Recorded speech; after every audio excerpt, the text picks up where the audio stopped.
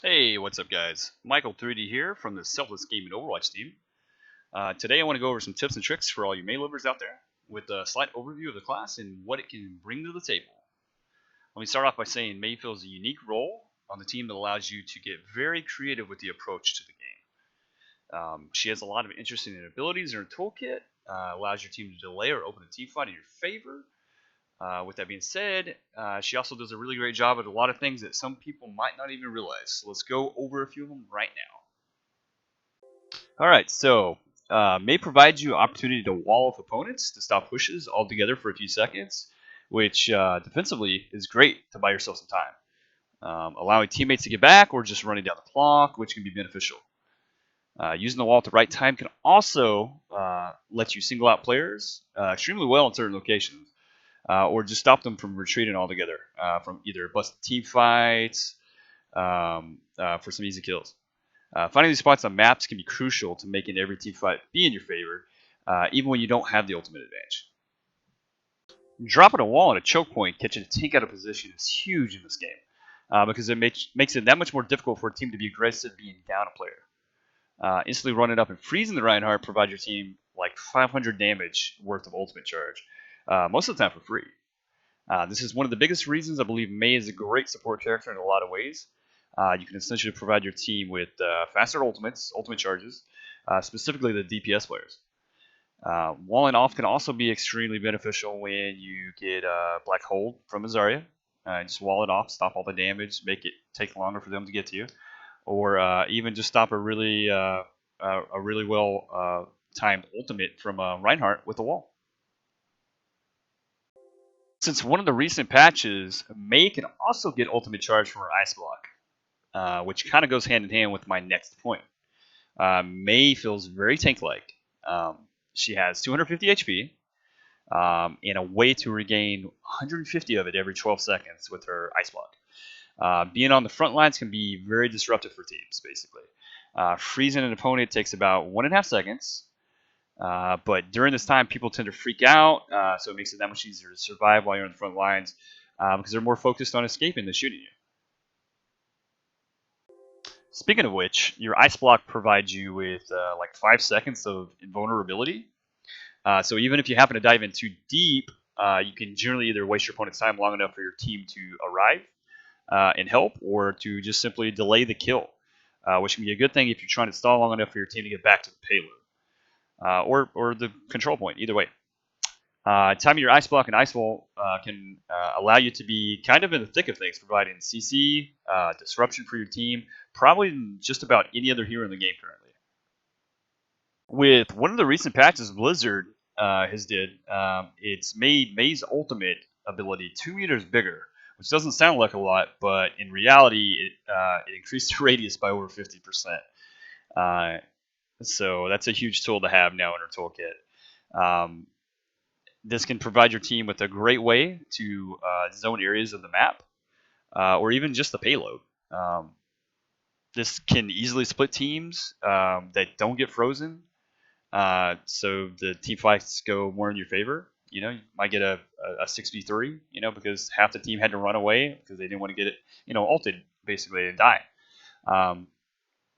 The Blizzard, when you do get froze, lasts 4 seconds. So, I mean, it provides you plenty of time to be able to kill the targets for you or just, your team, whatever. Also, Reinhardt and Winston shields do not block from throwing it or from it being thrown anymore. So basically, you can just completely open up the team fight with it, even easier now. No more having to run past a Reinhardt shield to be able to launch that thing where you want it. You just throw it ahead of time. So that's pretty cool. Obviously, there's even other ways to use Mei that can be extremely beneficial to your team, like reaching areas and maps that are either otherwise inaccessible for certain heroes like Reinhardt, McCree, Bastion, and so on, or just a faster way of getting to high ground, because taking elevators can be painfully slow and definitely difficult to get your entire team up there at the same time without being knocked off or whatever at the time. They can kind of give you a way to do that much easier with all of your team at once. So that's pretty neat way to kind of approach some of the maps. that you don't get with other classes that May can definitely provide for you. So, knowing all of this, let's talk about two of May's other abilities. The left-click freeze, which takes about 1.5 seconds to freeze the target, and then it lasts for 2 seconds.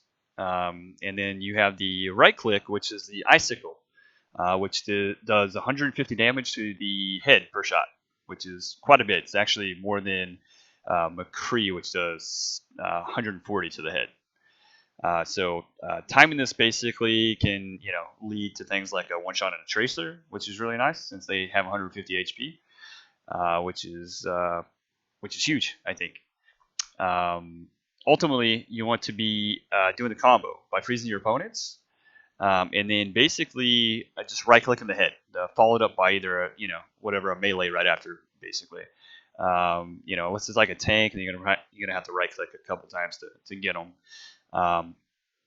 This is gonna kill any target, by the way, that's 200 HP, just flat out. They're gone.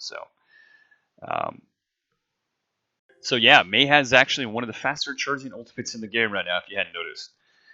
Provided you can do some damage, which can actually be pretty tricky at times because her left and right click are both projectiles. Which, if you don't know what that means, you have to you're gonna need to lead the target depending on how far your opponent is away from you, and the direction and speed they're going, which can definitely be difficult because you also have to take into account there's the delay when you right click to shoot somebody with your icicle before it leaves the gun. So there's like a double delay that you're having to deal with. So finding the trajectory that you need to aim at someone can be a little more difficult than some of the other classes, but it's a feeling class. The best tip I can give is to just practice on May as much as possible to get a good grasp of it and how to shoot. But really the recent changes they made with one of the patches was that they increased the projectiles. They're bigger, so it did help it quite a bit to be able to hit your target. But some of the classes in the game are obviously they're smaller, so skinnier and stuff. So it's still sometimes difficult at range to hit your shot. Should also mention though that moving actually changes the left click freeze on the gun. If you haven't noticed, so if you move yourself and you just keep your crosshair completely straight, there's a delay. It's a projectile, so you kind of have to just like test it on the wall. Is the easiest way to check it out, and kind of notice where you need to be aiming, because you already have to be aiming ahead of the target, but if you're moving as well, you kind of have to adjust it a little bit more. You can see it; it's a visual thing, but it's just one of those things where it takes a little while to completely understand how to aim it while you're moving around. Hopefully this video has provided you guys with some useful ideas, helpful tips for your ranked competitive games, and yeah. So thanks for watching, guys, and be sure to stay on the lookout for more future content on the Selfless Gaming channel.